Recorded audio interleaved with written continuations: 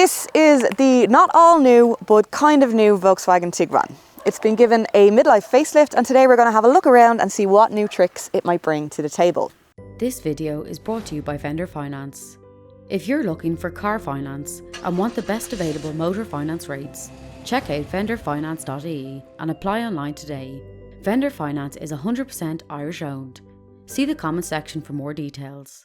Now, this second generation Tiguan has always been a handsome thing, and this subtle yet effective facelift has made it even more so.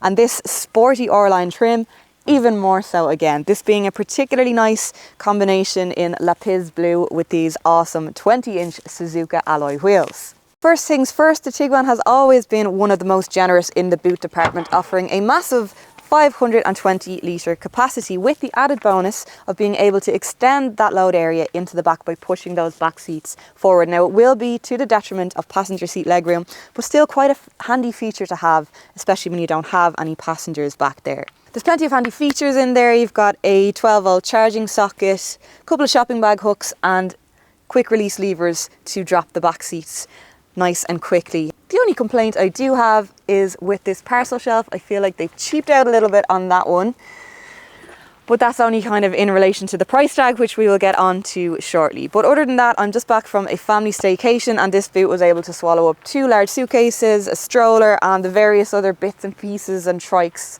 that come with carrying toddlers without a bother. So in a nutshell, still one of the best boots in the class.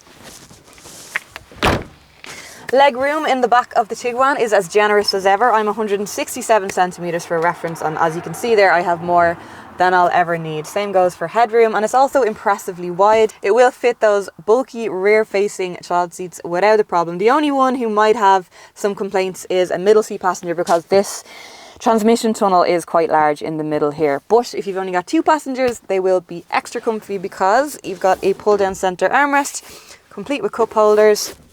There's 3-zone climate control, so they can set their own temperature. Now, I'm disappointed to see there aren't any USB ports back here for charging. Instead, you've got a 12-volt socket. I really think we need to start look at moving on from these guys. But other than that, it's a great place to be. Quality is top-notch. Windows are nice and big, so it lets in lots of light. It's just generally quite a nice place to be. Oh, and I almost forgot, one of my new favourite features are these little phone-shaped pockets in the back of the seats. Just a simple thing, but really genius. The Tiguan remains a very driver-focused car, which I like. It's one of those cars that you sit into and it instantly feels familiar, and that is one thing that I have to say Volkswagen are very, very good at. It's like you instantly know where everything is, it all makes sense, and the quality in here is second to none. In fact, I think it's probably fair to say that this is the best interior in its class, and indeed probably on par with some in the class above. Now, there's been no major changes in terms of interior design. It's still as simple and classic as ever, but there does feel like there's been an upgrade in terms of feel and certainly in technology. This is the latest version of the Volkswagen infotainment system, which works like a dream. All the functionality is there. It works first time, every time, never confusing, 10 out of 10. So essentially, it still does all the basics very well. And spec-wise, it's as impressive as ever. The range starts at 35,500 for the entry-level model, or from 45,000 for this R-Line model. And that includes those awesome 20-inch alloy wheels, the R-Line exterior, 30 colour ambient lighting in the cabin, as well as lots of more functional equipment like your sat-nav, reversing camera, automatic cruise control, and some really useful safety features like lane keep assist and blind spot monitoring. This is the trusty 2-litre TDI, 150 HP with DSG. There is a slightly less powerful manual diesel available, as well as a slightly more powerful 200 HP 4-wheel drive version. There's also a couple of petrols thrown in for good measure in the 1.5-litre TSI, 130 HP, and the frankly insane True R performance model with 320 HP. This is merely the R-Line model, which is designed to look like it is that powerful, but sadly is not. It's powerful enough though, and this is a really great engine. Now, I know it's a diesel, which is a bit of a dirty word at the moment, but if diesel is what you currently need, then this is a very fine example of one. However long more, we get to enjoy their endless flexibility, and that is something I have to say I've really enjoyed with the Tiguan this week. I took it on a staycation right down to South Kerry, which was a 700 kilometre round trip. with lots of driving down there. Anyone who's ever visited rural Ireland will know that if you want to get anywhere around there, driving is the only way to do so. And I guess it was just nice not to have to worry about the logistics of that.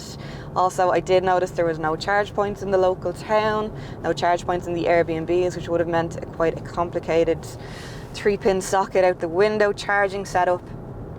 So I guess essentially what I'm trying to say is I was glad to be driving a diesel this week. Obviously we know change is on the way. We are facing a climate crisis, but for the moment it's very, very difficult to beat the sheer convenience of them.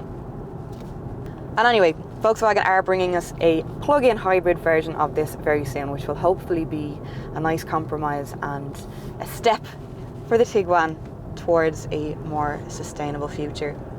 Fuel economy was also very impressive, averaging 6.5 litres per 100 kilometres, which, given how loaded the car was at all times, I thought was really impressive.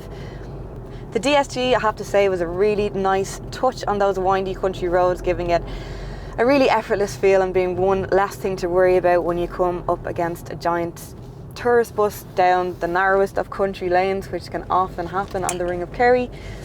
And those windy roads also really serve to test the handling of the Tiguan. Now, this R-Line model has been kitted out with a drive mode selector and lowered sports suspension, which were effective to a degree, and it does stay satisfyingly flat on corners, I have to say.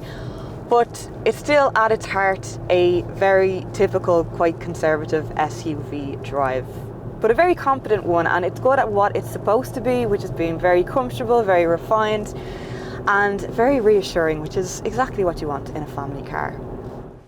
The Tiguan R-Line is a very impressive package. Now, it's not cheap, although that does depend on where you place it, and it does have a unique sort of semi-premium image that is going to appeal to people who want the luxury and the quality but aren't too fussed about having a particular badge on the front.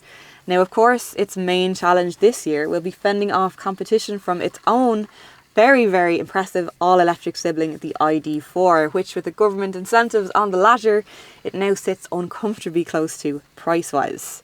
But is there still room in today's world for the trusty old diesel SUV? It's a very tricky question, not one that's going to be answered easily. Do let us know what you think in the comments section below. Like and share if you enjoyed the video, and if you'd like to see more like it, then come back here next week where we'll have new content.